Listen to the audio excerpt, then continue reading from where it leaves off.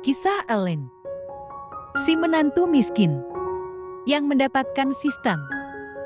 Episode 7.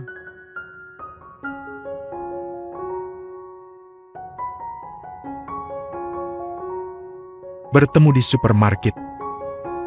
Setelah Salah mendengar cerita anaknya, dia merasa sangat bersalah, sebab Olen hidup menderita menjadi menantu di rumah orang karena dirinya. Sore harinya setelah pulang sekolah, Erika datang ke rumah sakit untuk menjenguk ibunya. Ceklek. "Bu, Kak, kamu sudah pulang sekolah, Nak?" tanya ibunya saat melihat kedatangan Erika. Erika pun mendatangi ibunya dan mencium punggung tangannya. "Iya Bu, tadi Erika nyuci baju dulu sepulang sekolah jadi baru sempat kesini. Bagaimana keadaan ibu?" "Seperti yang kamu lihat ibu sudah lumayan mendingan, Nak. Ibu sudah makan belum tadi?" "Sudah, tadi kakak kamu yang suapin. Kamu sudah makan belum?" "Hehehe, belum Bu, uang Erika tadi tinggal sedikit jadi Erika buat ongkos ke rumah sakit saja deh." "Aduh maaf ya Dek, kakak lupa gak kasih uang kamu buat beli bahan makanan di rumah. Ya sudah, mending sekarang kita cari makan di kantin dulu.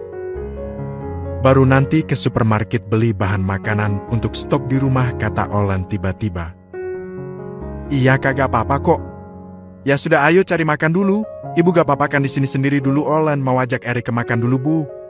"Iya gak apa-apa kok Nak. Kalian makan dulu saja, ibu kan sudah gak apa-apa, kasihan ademu itu belum makan loh." "Ya sudah, Olen ke kantin dulu ya Bu. Ibu mau titip apa?" "Kamu ini, ibu kan belum boleh makan makanan dari luar selain dari rumah sakit Len," ujarnya mengingatkan. "Aduh kok Olen hampir lupa. Ya sudah, sebentar ya Bu, Olen nanti coba cari buah. Siapa tahu ada yang jual buah dekat-dekat sini jam segini." "Iya, pergilah ajak adekmu," pinta ibunya. Olen pun mengajak Erika untuk mencari makan ke kantin rumah sakit. "Dek, pesan apa saja yang mau kamu makan, nanti kakak yang bayarin, kakak mau ke ATM dulu ya," ucapnya. "Baik Kak, kakak mau dipesanin apa Kak?"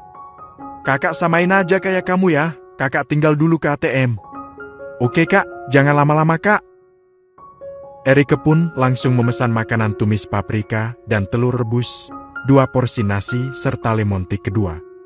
Saat ini Alan sedang berada di dalam ATM. Dia pun mengambil uang 4,5 rupiah nol untuk pegangannya dan nanti untuk dikasih ke adiknya. Setelah mengambil uang, dia pun keluar menemui adiknya lagi. "Udah Kak? Udah Dek, yuk makan, kamu cuma pesan ini saja." "Iya Kak, kan kita harus hemat," jawab Erika. Padahal dia ingin membeli makanan lainnya, tapi dia tahu mereka tidak punya uang, jadi dia hanya memesan itu saja. "Aduh kamu ini, ya sudah, sebentar kakak pesan makanan yang lainnya dulu ya, kamu terusin makannya." "Kak jangan Kak, ini saja cukup kok Kak, nanti uangnya buat bayar rawat inap ibu kan Kak." "Kamu tenang saja Dek, kakak ada uang kok ya, sebentar kakak pesankan lagi buat kamu." Olen pun langsung memesan pangsit rebus, mie rebus tambahan, rebung rebus, dan ayam tumis paprika. "Aduh Kak, kenapa kakak beli makanan banyak banget Kak?" tanya Erika bingung. "Udah kamu makan saja, kakak ada uang buat bayar kok." "Oke.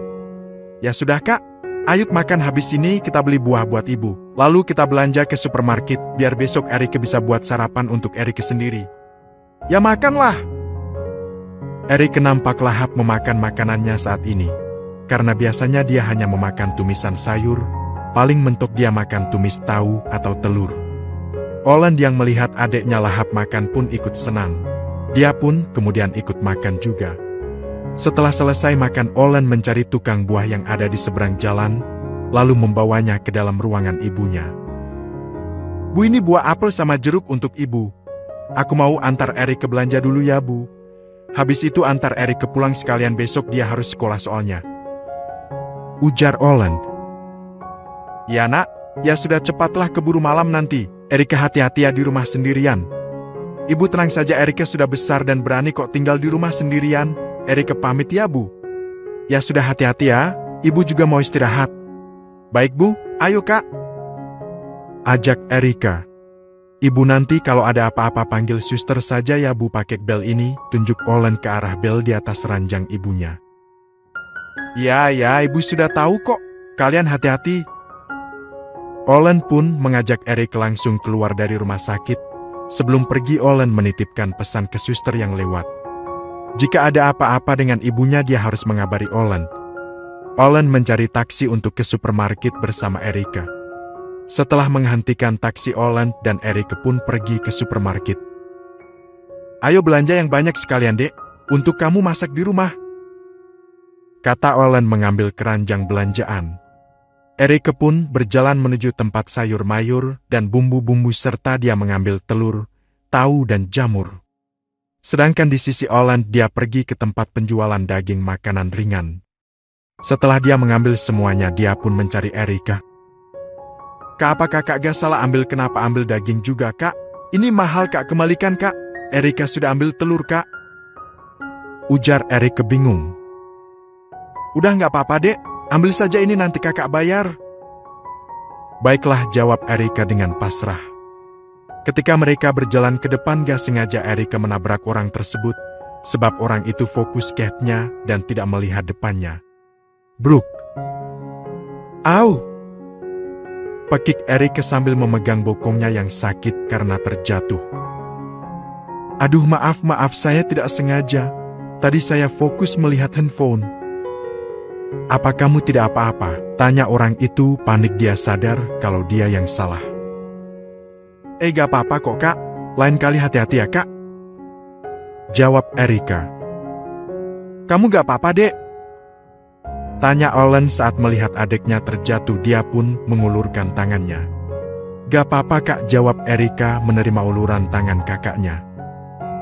"Sekali lagi maafkan saya ya, Dek, Tuan," ujar orang itu saat menatap Olen. Entah mengapa jantungnya berdetak cepat. "Buset, ganteng banget adalah orang. Aduh, ini kenapa jantungku berdetak kayak gini?" batinnya dalam hati saat menatap wajah Olen. "Ya gak apa-apa, lain kali tolong hati-hati ya," ujar Olen yang langsung menarik tangan adiknya untuk ke kasir. Kasir itu pun men-scan belanjaan Olen dan memasukkannya ke kantong belanjaan yang dibeli Olen tadi. "Semuanya 967.000, Kak," ucap Mbak kasir.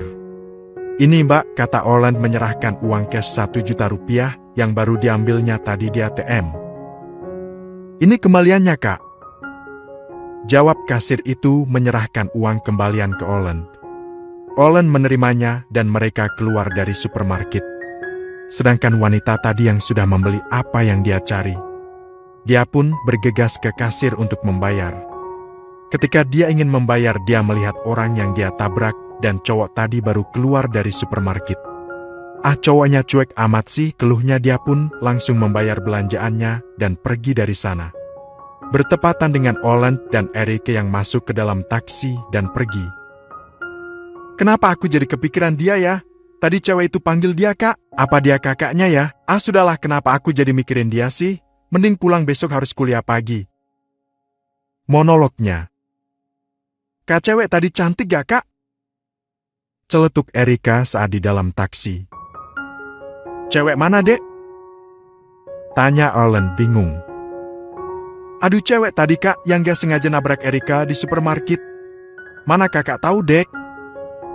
jawab Olen acuh tak acuh. "Aduh, kakak nih gak bisa lihat apa. Tuh cewek tadi dia lihatin kakak ampe bengong itu, mungkin dia terpesona dengan wajah tampan kakak," goda Erika. "Ngawur saja kamu ini. Udah, habis ini kamu belajar, besok kamu sekolah. Oh ya, ujian kamu kapan diadakan?" "Masih 1 mingguan lagi, Kak." "Ya sudah, besok kakak ke sekolah kamu buat bayar biaya ujian kamu nanti." "Emang kakak ada uang?"